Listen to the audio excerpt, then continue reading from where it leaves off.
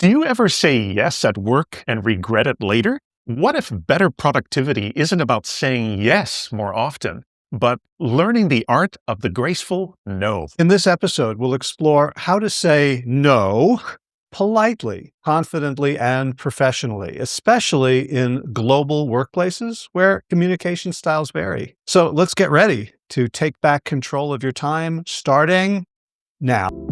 Welcome to the Fluent Edge Podcast, where your English skills meet personal growth. I'm Sean Watson, English communication coach and accent clarity specialist. And I'm Dr. Howie Jacobson, leadership coach, author, and mindset strategist. So let's start with why saying no is so hard. And it can be hard emotionally.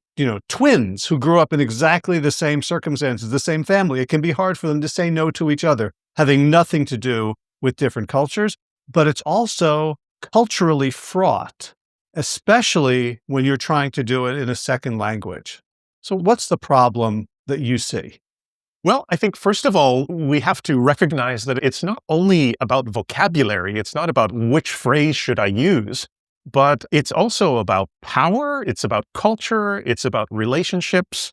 For example, in collectivist cultures, such as Japan or India or Brazil, if you say a direct no, it can sometimes feel rude or selfish. In more individualist cultures or contexts, like the US or Germany, or maybe even Australia, people often respect clear and direct answers. A polite but firm no can show confidence or decisiveness. For many non-native English speakers, they wonder, which rule book should I follow? I think that's where cultural code switching comes in, this ability to know when to change how you react or how you respond, and adjusting your communication to fit the culture and situation. So I've heard culture defined as a set of behaviors and ways of thinking that are either rewarded or punished. So with that in mind, the way you say no to somebody else who's not used to it, they can interpret it as that you are a bad person or a rude person or a mean person. One of the issues that my clients face is immigrating to a Western country and not only learning the language, but understanding the cultural cues and understanding when it's okay to be really direct and when it's better to be indirect. It really comes down to reading the room. And I think in some companies in Canada is often considered a middle context country because it's kind of a combination of harmonizing with your environment and showing decisiveness or confidence. So a lot of my clients are asking, how do I work within Canadian culture, but also inside Canadian culture? What happens if I'm working in a very multicultural environment? How do I respond? So they might have a manager from India who wants people to be more respectful with their refusals. Whereas if you're in the US, for example, and an American colleague invites you to a last-minute meeting, I think being clear is usually best. So you could say something like, "Thanks for thinking of me.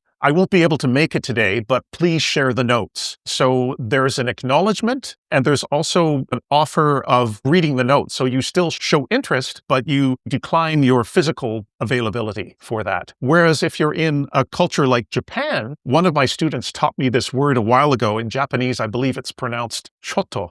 And choto can mean a little bit or a bit, but it can also be an interjection like the word well. So in Japan, if somebody asks you to do something, the response might be something like choto. And choto can just be kind of an interjection, and then there's a little pause. And that usually means I'm not available or I can't work with you right now.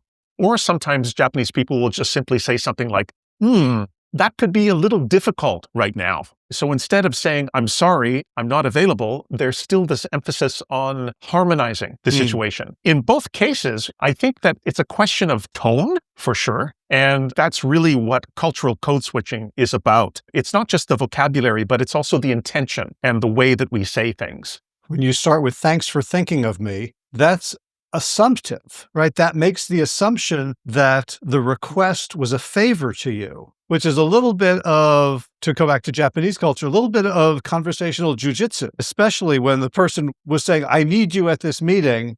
And you say, oh, thank you so much for thinking of me.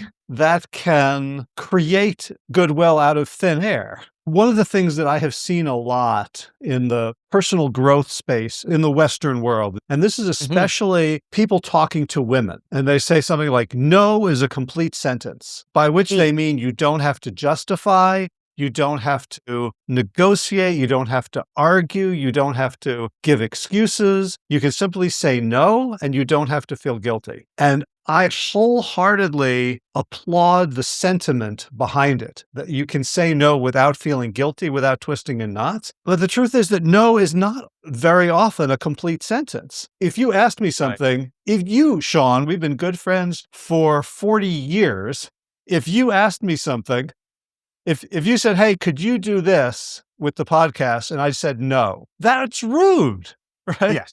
Yeah. Unless even if you change your tone, might be considered rude. Like, no. no. Well, I don't know if you remember some of my roommates when we were living in Jerusalem, they had a thing where two or three of them were rooming together at their university in the States, and they knew each other from before. And one of them was very low context, like just be clear, just say what you mean. And they would be eating at dinner, and one of them would say, hey, does anyone mind if I have this last piece of chicken? And somebody definitely wanted that last piece of chicken. And so they started training themselves to say no. And so as a joke, they say, hey, could you pick up some toilet paper on the way home? No. And it became funny because it was so over the top rude that it's almost like guys punching each other to show how affectionate we are. It's awesome. That's a great story. Yeah. We talked a little bit about middle context cultures, but students have told me from Brazil and Mexico, for example, that you often have to empathize or praise people before refusing something, right? So they might say something like, I'd really love to help, but my schedule is full this week. So it's not avoiding being honest. It's just kind of protecting the relationship.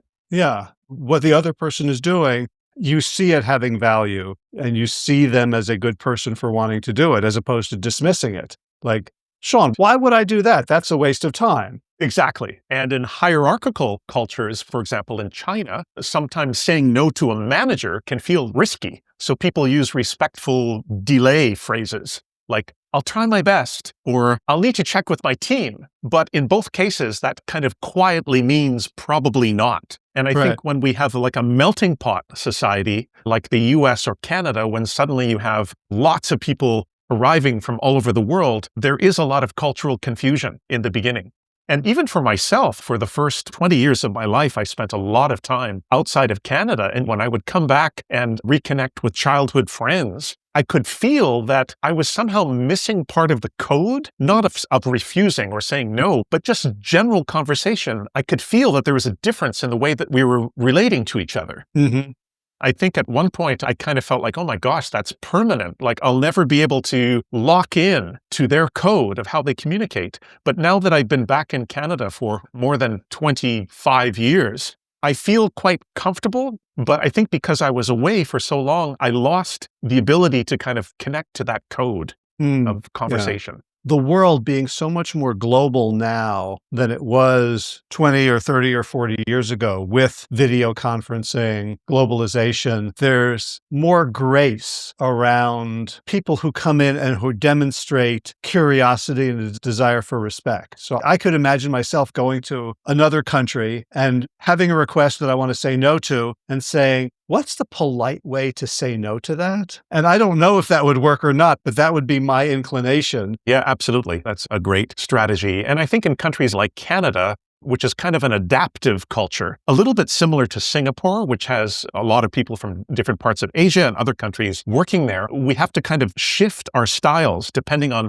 who we're talking to. That's why I think sometimes some countries are slightly more nuanced than just simply low context or high context cultures. Yeah, I think it's a truism that within any culture, there will be much wider differences in individuals than the mean of two cultures. So whatever we're talking about here are generalizations, especially as the world culture becomes more homogenized. There has been a valorization of, say, the Silicon Valley ethic in places that I would never have expected it, like Portugal, like Costa Rica. So you have people there behaving like tech bros, right? And saying like, Right. oh, look how successful they are. Let's emulate some of their habits. As I'm listening to you speak, I'm thinking about late night talk shows like John Oliver or The Daily Show with Jon Stewart. You wouldn't believe how many people I speak to around the world who tune into those guys regularly. And when I was growing up, if I thought of David Letterman or some of the other late night shows, that was so restricted to North American culture. But now a lot of the cultural references that they make have become globalized too.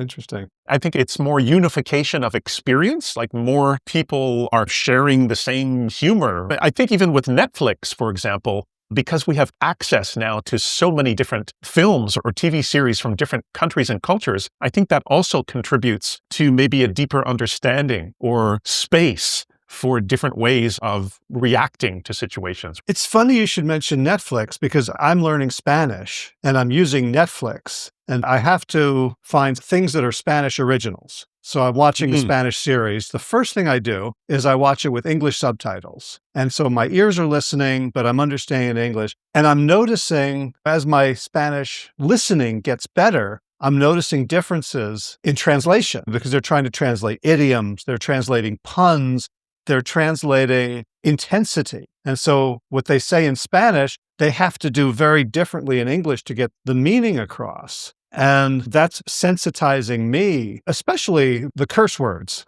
which in English tend to be much more sexual, in Spanish tend to be much more about excrement for whatever reason. But in a world in which now there's going to be, AI auto dub and AI captioning for everything, it's interesting to see how much more aware people will become, whether in fact we will need to learn other languages, or I could just say at some point, I'll say, no, forget about it. And the translation will be, I'm so sorry, Sean, I have so much on my plate. I've, almost like a comedy where the translator is saving the speaker from themselves. Yeah, and it's interesting what you said about expletives and the difference between swearing in North American culture compared to Spanish culture. In Quebec, in French Canada, all of their expletives are connected to the Catholic Church. Oh. So even the chalice for communion in French, calice, is like saying F-U-C-K. Or even the table where the priest puts all of the various things that they use for ritual. The table in English would be like a tabernacle, but in French, tabarnak is also like F-U-C-K in English. Oh, right? Okay.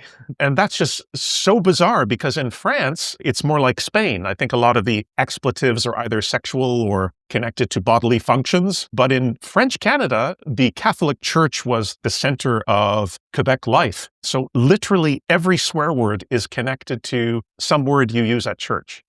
That's fascinating because that reminds me of a lot of the Old English curses like bloody or ruddy. Yeah. By the blood of Christ, or rude was a word for the cross, ruddy. That's right. I'd forgotten about the connection between rude and the cross. So I guess that did exist to a certain degree in Anglo-Saxon culture, or maybe we could do another podcast just talking about expletives. Oh, I'm all over that. That's my first language. That's my real wheelhouse. So let's move on to some questions that some of my clients have asked over the years that are exactly connected to this topic of, how do we respond or how do we refuse things? And maybe these are things that you can answer from your perspective as a leadership coach. So one of the questions people have asked is, how do I stop feeling guilty after saying no, even politely? So the question is, why do you feel guilty? Do you feel guilty because you think you should have said yes because it was the right thing to do? Because guilt is a set of neurological feelings, but we have the emotion within us to course correct when we have done something wrong, when we have harmed other people, essentially, or harmed the world, or animals, or the environment, but have done external harm. So I would say if you're feeling guilty, that's probably ingrained in you from a very young age. There are cultures that tend to use guilt a lot to control children's behavior. And that often gets installed in us when we are very young, before we're aware of language even. And so guilt might have nothing to do with rationally, I think I've done something wrong, but it just reminds me of how I was controlled. So a child runs out into the street, a 2-year-old child runs out into the street, and the parents use guilt to keep them safe. That's a bad thing to do, right? 2-year-old. Right. Yeah, it's like you don't want to make mommy sad. You don't want to make mommy angry, right? Yeah. All of this. Yeah. So the answer to stop feeling guilty about disappointing other people is to recognize that pattern and to be very clear with yourself. It's like, oh, this reminds me of times when people used guilt to control me. And this is different. I'm an adult. They're an adult. We operate here based on consent, not on manipulation. And I could notice those feelings can still come up. I could still feel it. But the question wasn't, how do I never feel it? Is how do I stop feeling it? Oh, I feel it. Oh, this is an echo from the way I was raised, the way I was conditioned. And that can help you let go of it. Like Sean, you're not my daddy. I got to remember that, right? You got a little beard, you wear glasses, you have a low voice, right? Back of my mind, authority figure.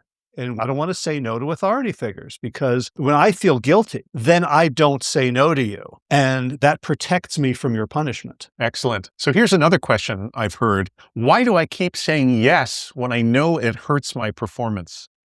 I would say the answer to the second question is the same as the answer to the first question, that you're saying yes because it's protective. In that moment, the emotions that are coming up for you are screaming that you are going to be endangered if you say no. And think of all the things that human beings do that provide short-term relief or benefit and long-term pain, right? People who want to quit smoking might have the cigarette, I need it right now, even though I know it's going to hurt me later. So why do I keep saying yes when I know it hurts my performance down the line? Because it feels protective. So the way to get around that is to start doing little experiments, saying no in a lot of the ways you talked about with people you trust. You can even role play it with a friend a few times and say, your friend says, can you help me clean my garage? Can you drive me to the airport tomorrow? And you say, oh, I'm sorry, I have other commitments that I have to honor, and practice discovering that it's not a dangerous thing. Okay. How can I see no as a strength instead of a weakness? No is the thing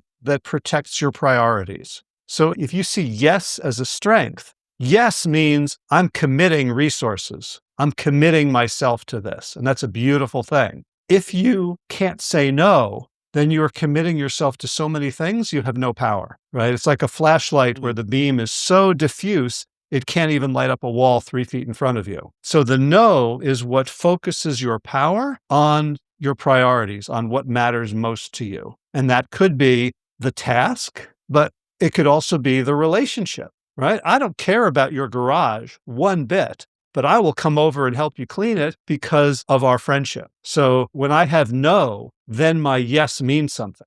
Yeah. So just to review again, these different contextual cultural situations, just so our listeners and viewers can catch this if they haven't heard these terms before.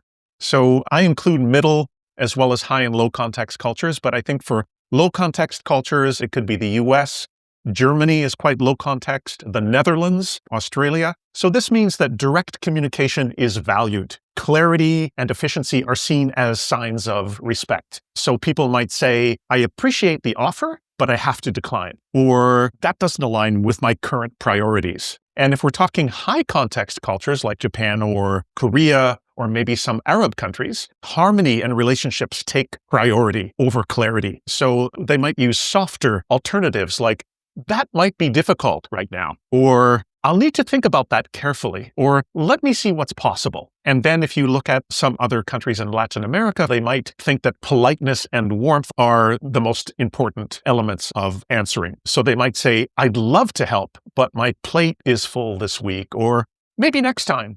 I really appreciate you asking. So again, these are generalizations, and I know some of our listeners will say, well, yeah, that's not really true about my country, about Brazil or Mexico. But again, these are just kind of general guidelines. I thought maybe we could go through a list of ways to politely say no professionally in low context cultures. So let's try the first one. I appreciate the offer, but I have to decline. And maybe Howie, you can try the second one. I'm honored, but I'm not available right now. Very nice. Thanks for thinking of me, but I can't take this on at the moment. And there's an interesting phrase, I can't take this on. I can't accept this on myself right now to take this on. And what about the next one? That doesn't align with my current priorities. Okay, cool. And the next sentence you can use, this is a way of buying time. So if somebody asks me to do something and I say, let me check my schedule and get back to you. So get back, just for those who don't know that phrase, get back is just to follow up or to reply, to get back to somebody. So that's a way to buy time. Let me check my schedule and get back to you. And maybe we can skip ahead to number 8. Yeah. I can't help directly, but I can connect you with someone who might. Yeah, that's great. And I love your intonation there. I can't help directly, but I can connect you with someone who might. And that's something that we haven't talked about very much today. Like there you said, I can't help directly, right? Instead of just being flat and saying, I can't help directly, but I can connect you with someone who might. It's too robotic. And let's try a couple of very, very short and simple role plays. So imagine you're asked to stay late at work again.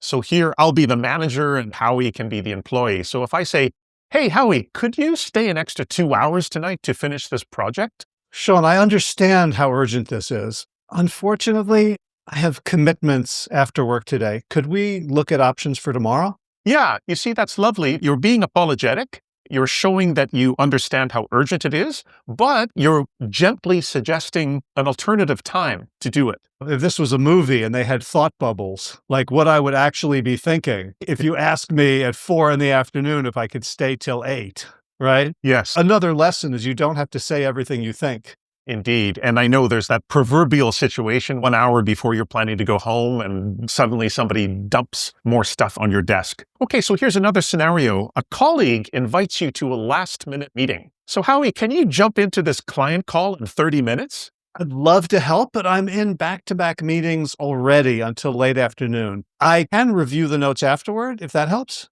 Excellent. And back-to-back means that you have one meeting after the other with no break in between, back-to-back meetings. In both examples, it's kind of balancing empathy and clarity. So you're still helpful, but your time stays protected somehow. And starting with I'd love to help, again, validates the relationship and validates the worth of the endeavor. And endeavor just means what? The thing you're putting energy into. That this client call that you've asked me to join is important. I'd love to help. There's another thing that you're communicating when you say no, when you give a reason that you are saying, I keep my commitments. Because I have commitments, I have other priorities, I'm honoring those. They precede what's happening right now. And therefore, I'm the sort of person who, when I make a commitment to you, there's a underlying meta message that extends through the relationship beyond this particular transaction. So here's a little hack for you, a hack of the week. Some people call this the bridge strategy. This helps you to avoid burning bridges and building bridges instead, right? Number 1, you want to acknowledge the person who's asking you. So something like, thanks for asking. You're acknowledging them. You're respecting what they had to say. And then you want to decline clearly in low context cultures, especially. So I won't be able to take this on right now. I won't be able to. I'm unable to.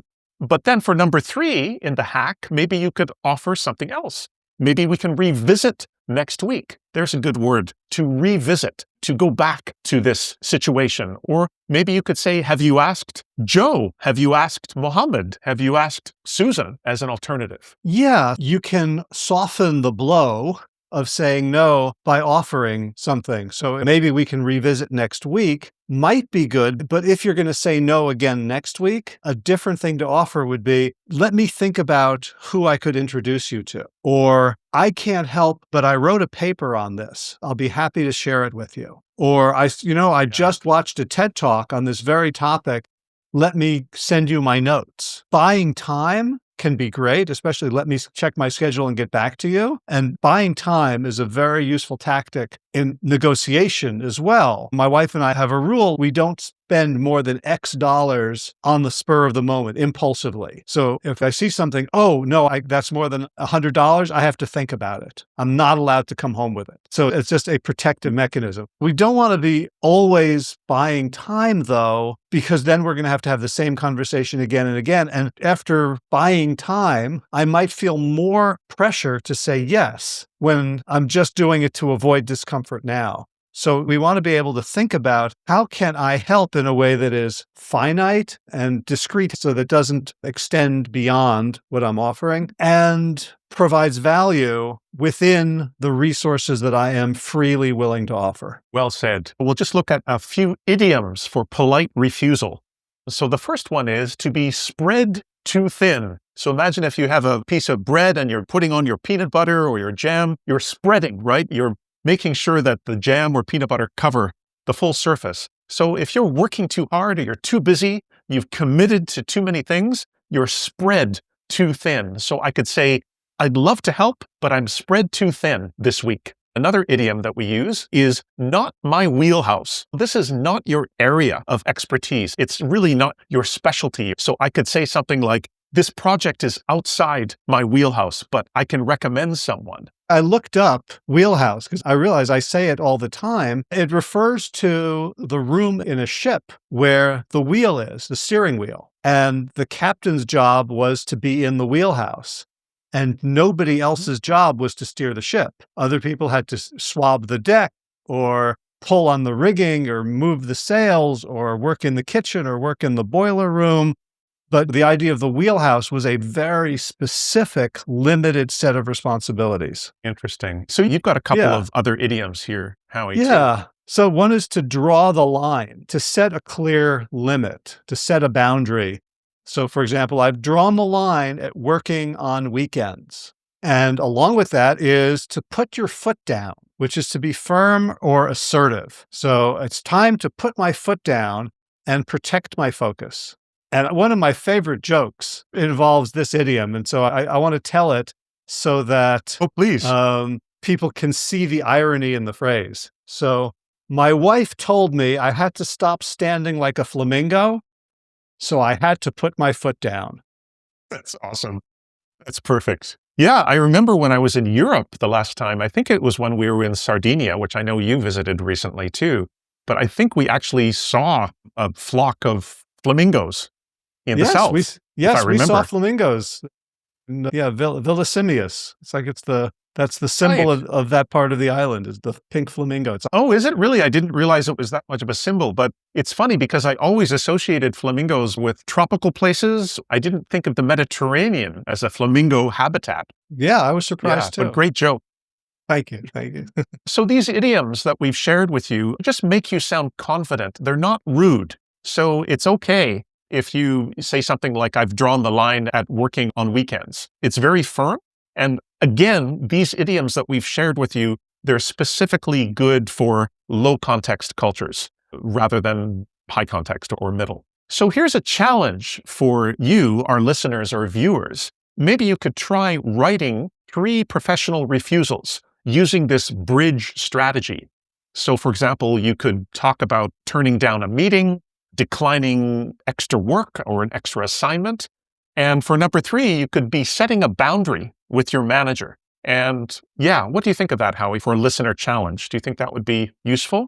I think it would be useful for me, to be honest. Maybe we should all do it. And why I say it's useful for me is because now I have something prepared, because you can feel like you've been ambushed by a request and you can become flustered. And when we're flustered, we don't tend to communicate well. So having these in our back pocket, another useful idiom, means that when the moment comes up, you can feel more prepared. Yes. To add on to that exercise, I think it's important to say these phrases out loud and even try recording yourself and listen for tone, listen for that intention, that emotional intention behind what you're saying, and think about the pacing as well.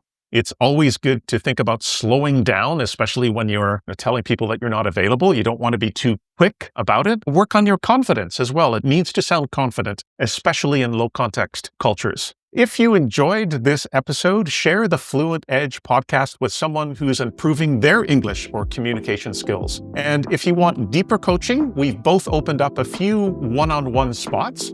Howie helps professionals lead with purpose. And Sean helps you speak with clarity, confidence, and global presence. So you can book a free discovery call with him to see how he can strengthen your English and impact together. Thanks for listening. Keep growing your clarity, your courage, and your voice. Remember, every smart no protects your energy and keeps your best yes available. See you next time. Yes.